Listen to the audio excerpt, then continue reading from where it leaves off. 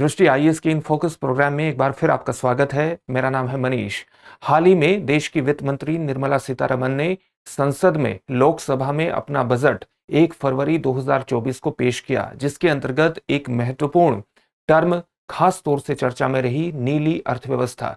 नीली अर्थव्यवस्था के विकास के माध्यम से सरकार ने निकट भविष्य में 55 लाख रोजगार सृजन का अपना लक्ष्य रखा है। इसलिए आज इसी टॉपिक पर आज इन फोकस में हम चर्चा करेंगे। हमारे टॉपिक का नाम होगा अंतरिम बजट 2024-25 नीली अर्थव्यवस्था।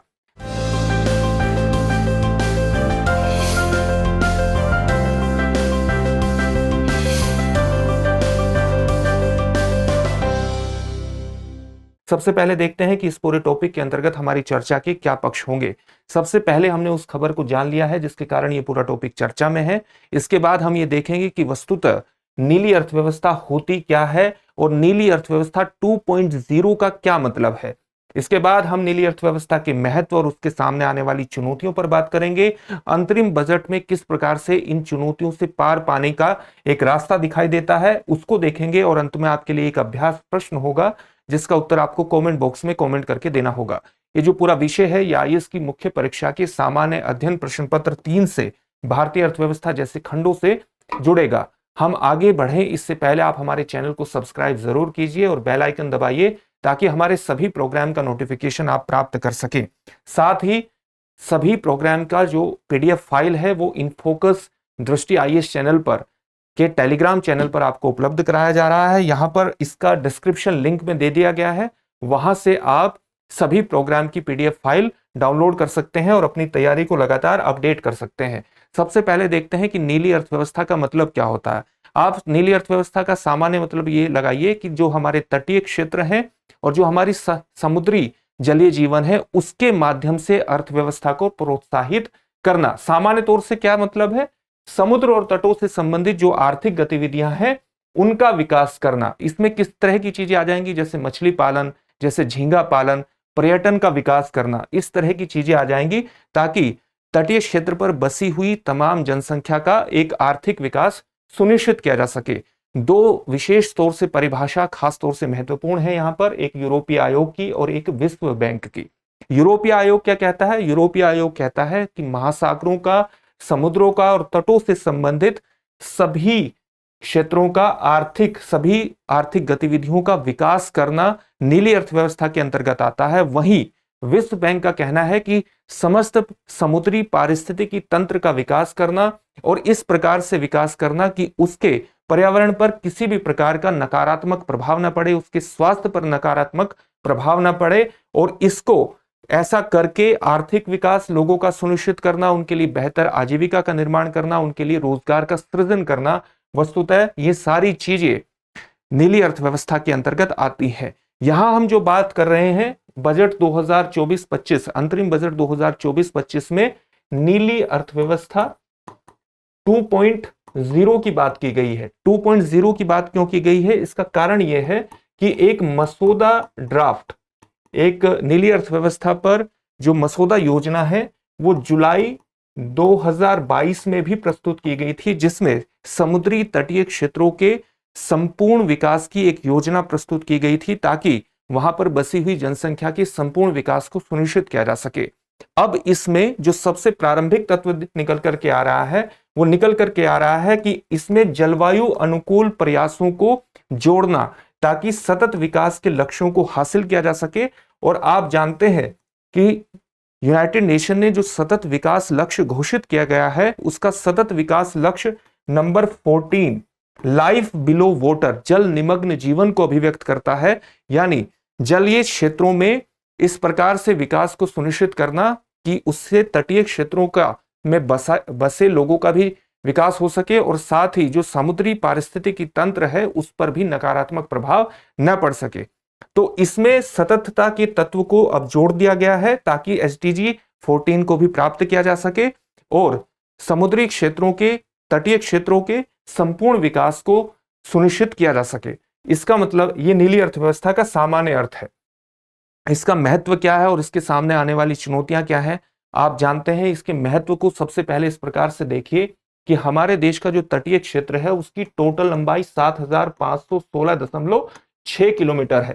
साथ ही पश्चिमी क्षेत्र में गुजरात से लेकर दक्षिण में केरल और तमिलनाडु और पूर्वी क्षेत्र के बंगाल की एक लंबी तटीय रेखा है और इस लंबी तटीय रेखा पर 12 बड़े बंदरगाह और लगभग 200 छोटे बंदरगाह स्थित हैं।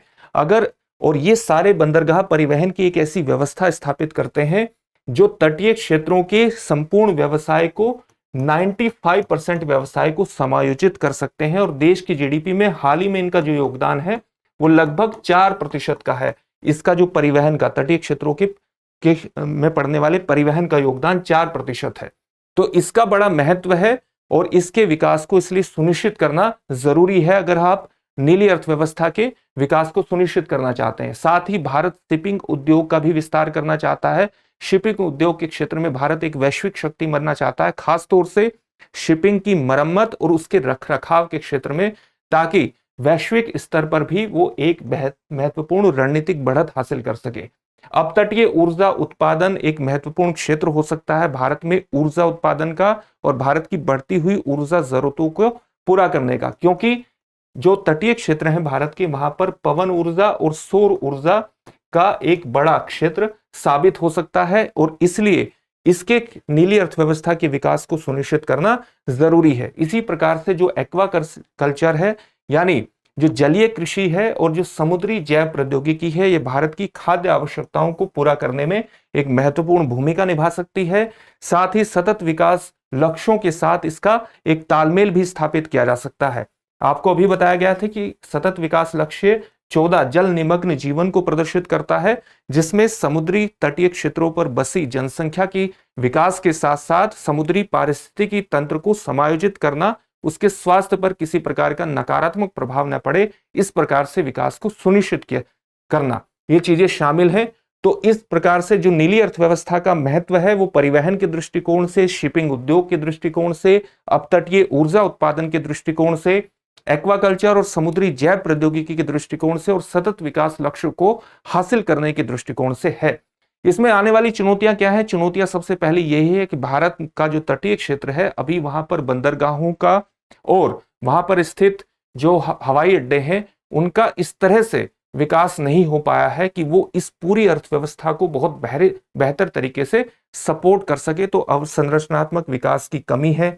साथ ही तटीय क्षेत्रों के आसपास ओवर फिशिंग की भी समस्या देखी गई है, जिससे भारत के मत्स्य पालन में के भंडारण में एक महत्वपूर्ण कमी आ सकती है और इस पर भारत को एक बेहतर रणनीति बनाने की आवश्यकता है। हाल ही में समुद्री प्रदूषण एक महत्वपूर्ण चिंता के रूप में उभरा है, खास तौर से तेल का परिवहन करने वाले समुद्री जहाजों में होने वाली दुर्घटना के कारण होने वाले तेल रिसाव, प्लास्टिक अपशिष्ट और औद्योगिक गंदे जल का प्रवाह के कारण समुद्री प्रदूषण बढ़ा है।